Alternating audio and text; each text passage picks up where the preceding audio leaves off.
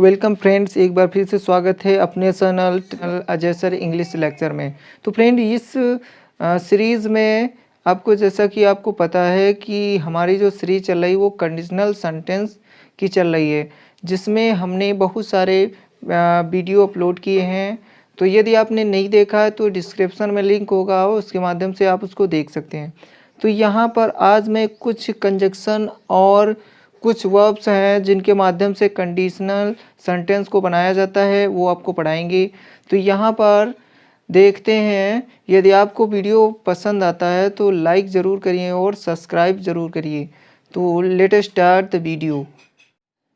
तो आज क्या पढ़ना है फ्रेंड? यूज़ ऑफ वीदर और नॉट, सपोज और supposing.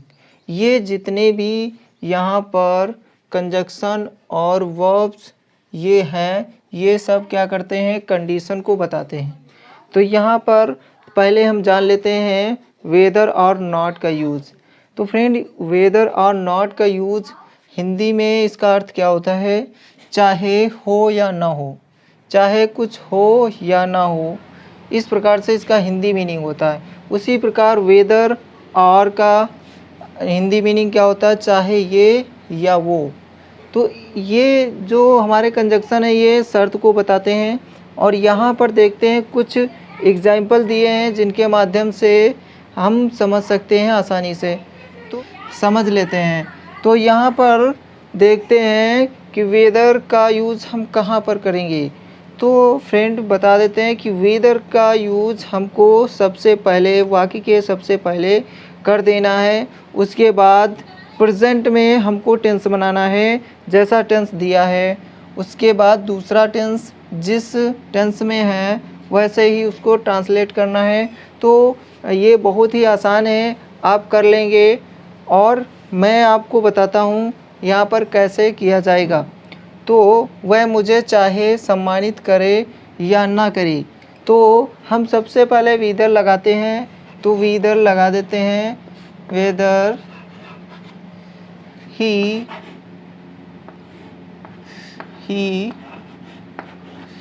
Respect, weather he respects, ये प्रेजेंट इंडेफिनिट टेंस में बनाएंगे। वेदर ही रिस्पेक्ट्स,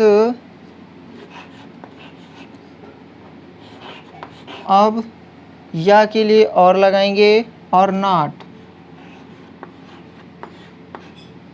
तो यहाँ पर यूज़ किया वेदर, उसके बाद एक सेंटेंस, फिर और नॉट।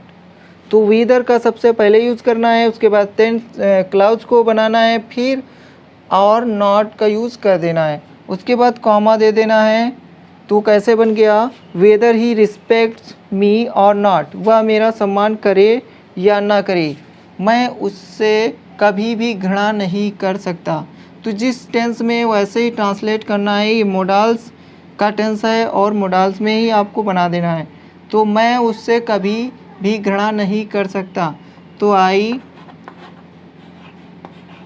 नेवर हेट हिम, यहाँ पर हिम लिख देना है।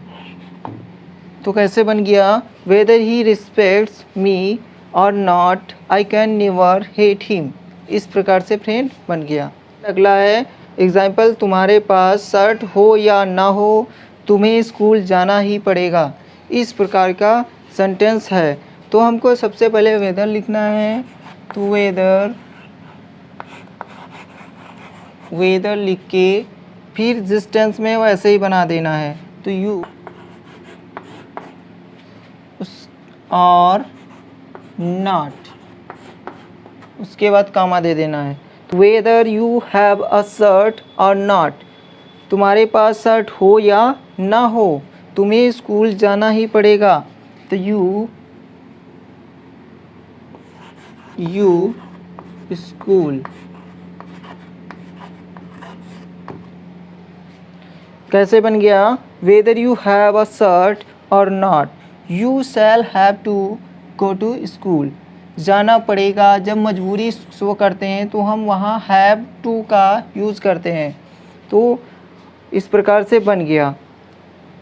तो फ्रेंड, ये बहुत ही आसान है। वेदर पहले यूज़ करना है, उसके बाद सेंटेंस को लिख देना है, फिर उसके बाद और नॉट का यूज़ करना है, फिर दूसरा सेंटेंस जैसे है वैसे ही आपको लिख देना है, बना देना है। तो अब आगे देखते हैं फ्रेंड वेदर आर का यूज़। वेदर आर का यूज़, इसमें नॉट नहीं है तो इसका हिंदी मीनिंग क्या था, चाहे ये या वो। तो यहाँ पर बनाते हैं जैसा टेंस है वैसे ही बना देते हैं। हम चाहे पैदल चलें या कार में, तो वेदर पहले लिख देना है, whether we walk. Walk means होता है टहलना, पैदल चलना। तो वेदर वी वॉक और राइड। राइड मीन्स होता है सवारी करना, इन कार। कैसे बना, वेदर वी वॉक और राइड इन कार। हमें ट्रैफिक नियम का पालन करना चाहिए, तो करना चाहिए तो वी शुड। पालन करना तो follow the rules. Follow the rules of traffic.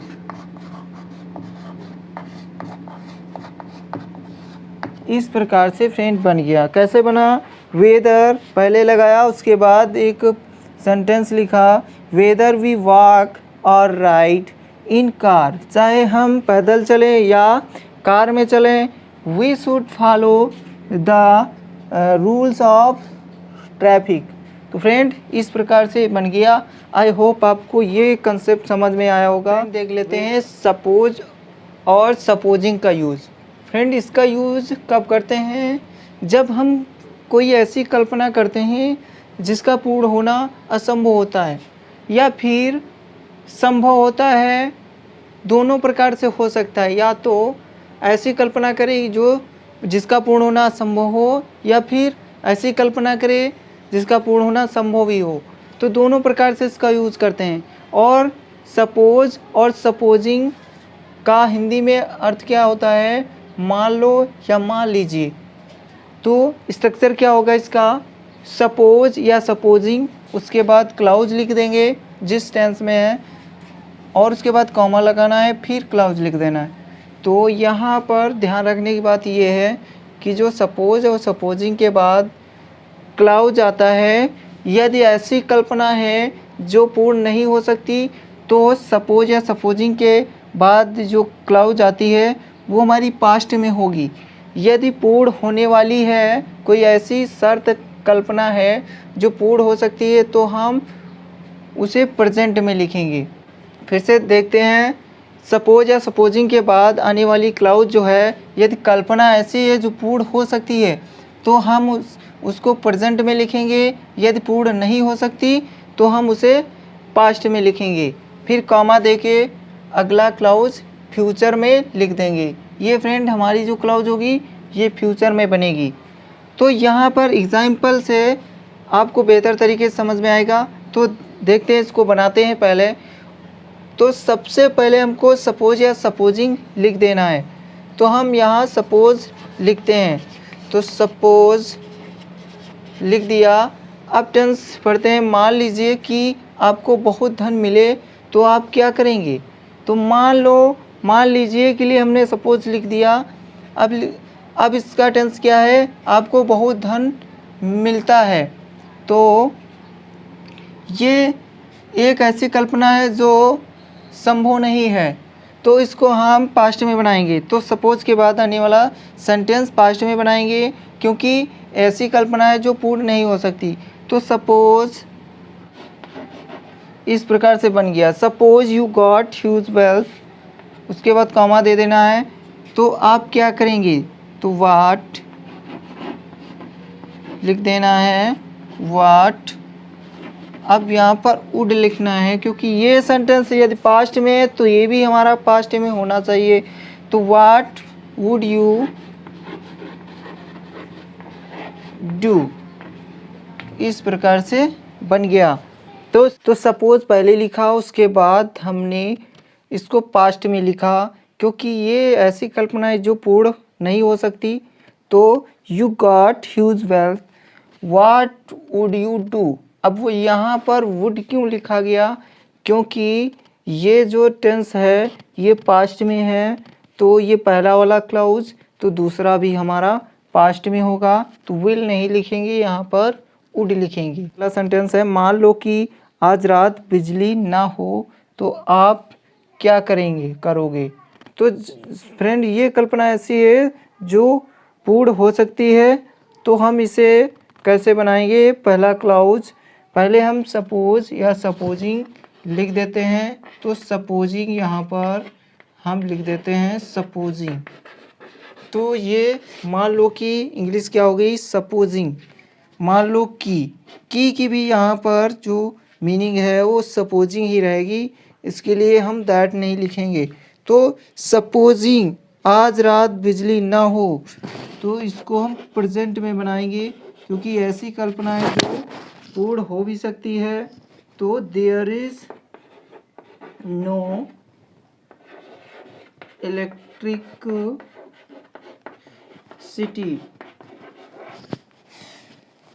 Tonight. तो ये ऐसा बन गया सपोजिंग। मान लो there is no electricity tonight, मान लो आज रात जो है बिजली ना हो। तो फ्रेंड कैसे बना, सपोजिंग मान लो there is no electricity tonight, तो क्या करोगे। तो यदि ये सेंटेंस प्रेजेंट में है तो ये भी हमारा क्लाउज प्रेजेंट में होना चाहिए। तो लिखेंगे इसको व्हाट, अब यहाँ पर विल लिखेंगे, विल यू डू। इस प्रकार से ये बन गया, क्योंकि ये हमारा क्लाउज प्रेजेंट में लिखा गया, तो ये भी हमारा क्लाउज क्या होगा, प्रेजेंट में ही होगा। अब देखते हैं, मान लो कि तुम शिक्षक हो जाओ तो तुम कैसे पढ़ाओगे। तो मान लो के लिए हम लिखेंगे सपोज या फिर सपोजिंग। तो सपोज तो मान लो कि इंग्लिश हो गई सपोज तुम शिक्षक हो जाओ, तो ये ऐसी कल्पना है जो पूर्ण हो भी सकती है, तो इसको हम प्रेजेंट में बनाते हैं। तुम शिक्षक हो जाओ, तो यू बिकम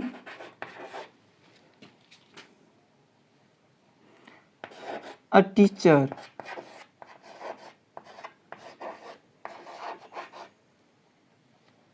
तो तुम कैसे पढ़ाओगे, तो इसको हम बनाएंगे हाउ विल यू टीच। तो फ्रेंड एक बार फिर से देखते हैं कि सपोज मान लो you become a teacher, how will you teach, तुम कैसे पढ़ाओगे। इसी के साथ वीडियो समाप्त होता है। यदि आपको हमारा वीडियो अच्छा लगा हो तो चैनल को सब्सक्राइब कर लें और बेल आइकन को हिट करें, ताकि आपको आने वाला वीडियो टाइम पर मिल जाए। Thank you so much for watching my video. Take care.